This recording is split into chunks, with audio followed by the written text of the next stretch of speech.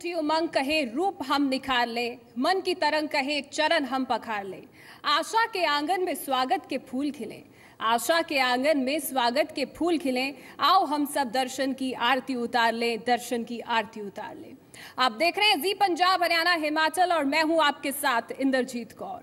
आप सभी का हृदय की असीम गहराइयों से स्वागत करती हूं, अभिनंदन करती हूं। आज हम बात करेंगे पंजाब की, वो पंजाब जो विकास की ओर अग्रसर है और वो पंजाब जो अपनी विशाल संस्कृति और विरासत के लिए जाना जाता रहा है, जिसने कई सियासी उतार चढ़ाव देखे हैं। और आज की मौजूदा कांग्रेस सरकार का विकास को लेकर एजेंडा क्या है और क्या है पंजाब को लेकर सपना और इसे मूल रूप कैसे दिया जाएगा, इसी पर बात करेंगे। तो पंजाब को लेकर क्या है नया रोड मैप, एक विशेष रिपोर्ट।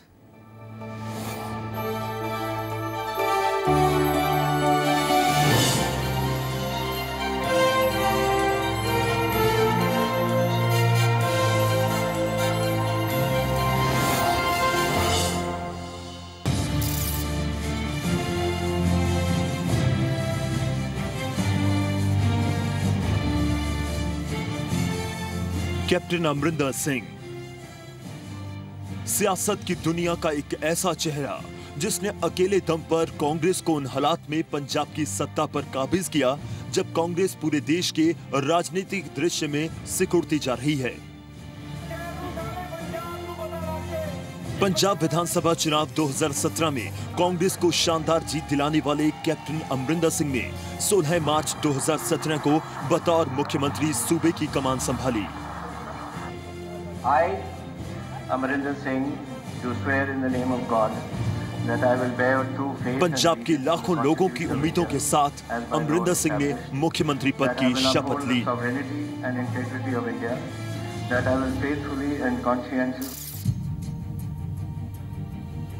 ये कैप्टन की एक ऐसी पारी का आगाज था जिसमें डगर मुश्किल थी, राह में कांटे थे, आलोचकों को जवाब देना था। चुनाव से पहले किए गए वादों और दावों को पूरा करने की चुनौती थी।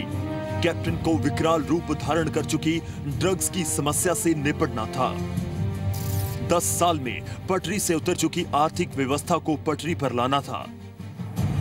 पंजाब के युवाओं के सपनों को साकार करना था।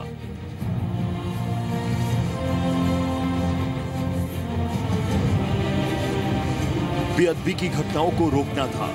प्रदेश की बिगड़ चुकी कानून व्यवस्था को पटरी पर लाना था। तो खुदकुशी कर रहा किसान कैप्टन को उम्मीदों भरी नजरों से देख रहा था। या था ये गल पहुंच नहीं रही लोगों को। पिछले महीने 21 बंदे ने फिर खुदकुशी कर ली। So I hope the press takes this forward और उन्होंने मेरे वालों भरोसा दियो कि आ गल कदम ना चुको। असीं है थोड़े वास्ते वायदा किया होया थोड़ा और असीं उहदा हल कढ़िया। सत्ता में आते ही कैप्टन ने पिछली सरकार की कई नीतियों को बदल कर रख दिया। नए फैसले हुए, नई नीतियां बनी और नई योजनाओं को लागू किया गया। नई सरकार ने पंजाब की खराब वित्तीय हालत को समझते हुए अपने शपथ ग्रहण कार्यक्रम को सादगी के साथ करके ये संकेत दे दिया कि कैप्टन सरकार खर्चों में कटौती कर राज्य के विकास के काम को आगे बढ़ाने पर गंभीरता से एहसास कर रही है। साथ ही पहली कैबिनेट की बैठक में 100 बड़े फैसले लेकर मुख्यमंत्री कैप्टन अमरिंदर सिंह ने अपना एजेंडा और पंजाब के भविष्य का रोड मैप साफ कर दिया। सबसे अहम फैसला वीवीआईपी कल्चर पर मारी गई चोट थी, जिसके तहत सीएम ने वीआईपी कल्चर को खत्म करने के लिए फैसला लिया कि मुख्यमंत्री, कैबिनेट मंत्री, विधायक या नौकरशाह अपनी सरकारी गाड़ियों पर लाल या कोई अन्य बत्ती नहीं लगा सकेंगे। पंजाब कैबिनेट ने राज्य में शिलान्यास और उद्घाटन की संस्कृति पर भी रोक लगाने का फैसला लिया। मुख्यमंत्री कैप्टन अमरिंदर सिंह ने ड्रग्स पर लगाम लगाने के लिए टास्क फोर्स का गठन किया। विशेष टास्क फोर्स का प्रमुख हरप्रीत सिंह सिद्धू को बनाया गया। जोरा सिंह आयोग को भंग करते हुए पंजाब सरकार ने राज्य में धार्मिक ग्रंथ की बेअदबी की घटनाओं की जांच के लिए पंजाब हरियाणा हाई कोर्ट के रिटायर्ड जज रंजीत सिंह की अध्यक्षता में एक नया आयोग गठित किया। किसानों के कर्ज माफी को लेकर पंजाब सरकार एक पॉलिसी तैयार करेगी और ये पॉलिसी लागू होने तक बैंकों के पास गिरवी रखी किसानों की जमीनों को बैंक नीलाम नहीं कर सकेंगे।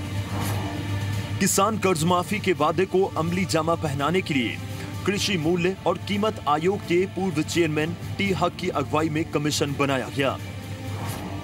अमरिंदर सरकार ने फैसला लिया कि राज्य के पानी पर अधिकार की रक्षा के लिए सतलुज यमुना लिंक नहर के मुद्दे पर कानूनी और प्रशासकीय स्तर पर कदम उठाए जाएंगे। पंजाब सरकार ने पिछली सरकार के दौरान की पेंशन नीति को बदल दिया है। पेंशन नीति के लिए जहां नए फॉर्म भरवाने का फैसला हुआ, तो वहीं इसमें से राशन कार्ड की व्यवस्था को खत्म कर आधार कार्ड को पहचान कार्ड के रूप में जोड़ दिया गया। कैप्टन सरकार ने आटा दाल योजना को और अधिक पारदर्शी बनाने के लिए नियमों में बहुत से ऐसे भविष्य में जहां सरकारी गेहूं की कालाबाजारी होने की संभावनाएं लगभग समाप्त हो सकेंगी। कैप्टन सरकार ने आटा दाल योजना के लिए प्रयोग में आने वाले नीले कार्ड पर मुख्यमंत्री या किसी अन्य की फोटो नहीं लगाने का फैसला लिया।